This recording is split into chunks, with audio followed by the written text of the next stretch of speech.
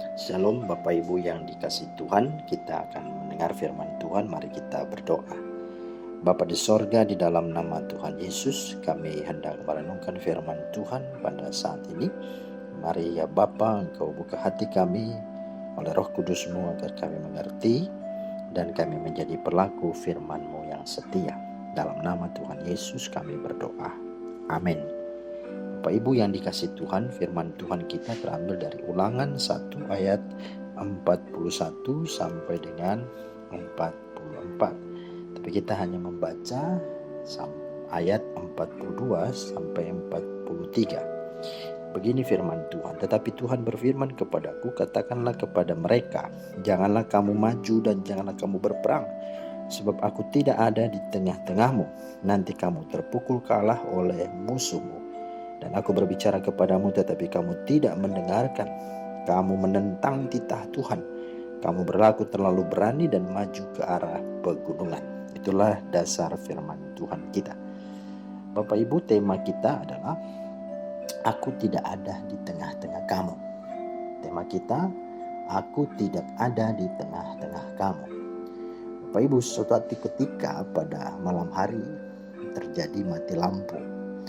Saat itu anak-anak saya masih kecil, dan ketika mati lampu, yang mereka lakukan adalah mereka berteriak sekencang-kencangnya dan menangis karena ketakutan. Tetapi ketika mereka tahu ayahnya ada, mereka langsung tenang, merasa aman, dan langsung mendekap serta memeluk ayahnya.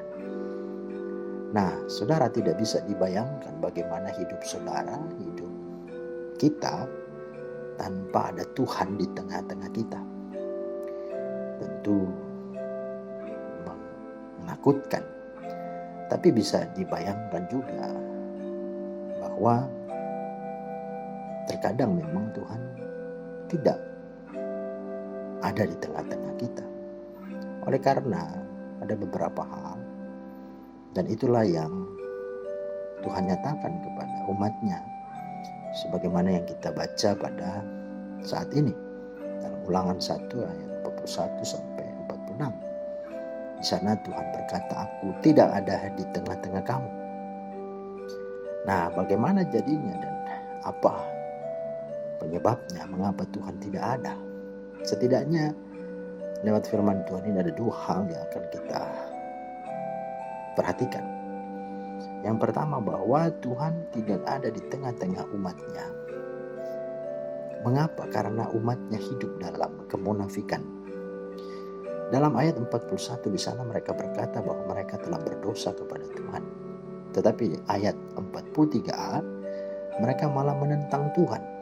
Mereka memang tahu bahwa mereka telah berdosa, tetapi sayangnya mereka tidak melakukannya dengan penuh penyesalan, hancur hati dan berbalik dari dosanya untuk segera bertobat. Ya, seperti Amsal 28:13 berkata, barang siapa menyembunyikan pelanggarannya tidak akan beruntung. Tapi barang siapa mengakuinya dan meninggalkannya, maka ia akan disayangi. Begitu juga dalam 1 Yohanes 1:8-9. Jika kita berkata kita tidak berdosa, maka kita menipu diri kita sendiri dan kebenaran tidak ada di dalam kita. Tapi jika kita mengaku dosa kita, maka Allah adalah setia dan adil, sehingga akan mengampuni kita dan menyucikan kita dari segala kejahatan. Tapi sayangnya umat Tuhan tidak demikian. Mereka penuh dengan kemunafikan. Dan yang tambah Tuhan tidak hadir adalah karena mereka baru saja mendengarkan peringatan penghukuman dari Tuhan di ayat 34-40. Tetapi yang terjadi seperti istilah tobat dan kumat. Nah, saya percaya juga kalau itu terjadi dalam kehidupan keluarga, gereja, dan organisasi. Dengan kemunafikan, pastilah kita tidak akan mau hidup bersama. Karena buat apa hidup bersama dengan kemunafikan? Nah, apalagi Tuhan. Saudara, itulah alasan mengapa Tuhan tidak ada di tengah-tengah umatnya. Nah, hal yang kedua, alasan mengapa Tuhan tidak ada di tengah-tengah umatnya, oleh karena umatnya sudah merasa lebih daripada Tuhan. Perhatikan bahwa Tuhan sudah memperingatkan mereka, janganlah kamu maju dan janganlah kamu berperang, sebab aku tidak ada di tengah-tengahmu. Nanti kamu terpukul kalah oleh musuhmu. Itu ada di ayat 42b. Tetapi untuk perintah dan peringatan Tuhan itu pun mereka abaikan karena mereka sangat percaya diri.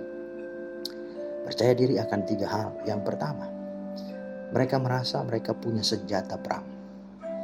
Firman Allah berkata, dan setiap mereka menyandang senjata perangnya. Memang dalam berperang yang dibutuhkan adalah senjata atau perlengkapan perang. Tetapi ketahuilah bahwa itu bukan satu-satunya yang menentukan. Masih ada yang lain seperti skill atau keterampilan, strategi. Dan terlebih apakah ada kehadiran Tuhan dalam peperangan kita atau tidak. Inilah yang tidak dilihat dan disadari oleh umat Tuhan. Nah, hal yang kedua, Tuhan tidak ada di tengah umatnya karena umatnya merasa lebih daripada Tuhan. Tidak hanya mereka merasa punya senjata perang, tapi mereka menganggap mudah dan enteng. Ya, Alkitab berkata, sebab kamu menganggap mudah untuk berjalan maju ke arah pegunungan, ayat 41c. Tentu kepercayaan diri sangat kita perlukan. Tetapi kalau sudah berlebihan atau overconfidence, itulah yang tidak benar. Apalagi itu dibuat dalam ketidaktaatan dan hormat kita kepada Tuhan. Nah, ini yang sangat fatal dalam hidup mereka. Menganggap mudah, menganggap enteng. Nah, yang ketiga juga, Tuhan tidak ada di tengah-tengah umatnya karena mereka merasa lebih daripada Tuhan. Apa itu? Mereka merasa paling berani dan mampu. Firman Allah berkata, kamu menentang titah Tuhan, kamu berlaku terlalu berani dan maju ke arah pegunungan. Ayat 43b. Saudara, ini hal yang sangat juga fatal dalam hidup kita mengiring Tuhan ketika kita mengandalkan kekuatan kita sendiri. Ya. Nah, akibatnya apa yang terjadi? Dalam ayat 44, mereka terpukul kalah. Mereka mengalami kekalahan total. Hal yang kedua adalah ketika mereka mau datang memohon belas kasihan Tuhan, Tuhan tidak peduli lagi kepada mereka. Tuhan tidak mendengar lagi tangisan mereka dan tidak memberi telinga kepada suara permohonan mereka. Di ayat 45. Dan hukumannya adalah mereka tinggal berlama-lama dalam penjajahan di Kades. Di ayat 46. Nah, saudara, kesimpulannya adalah, ya, jadilah orang yang tetap setia. Jadilah orang yang dengar-dengaran dan taat kepada Tuhan.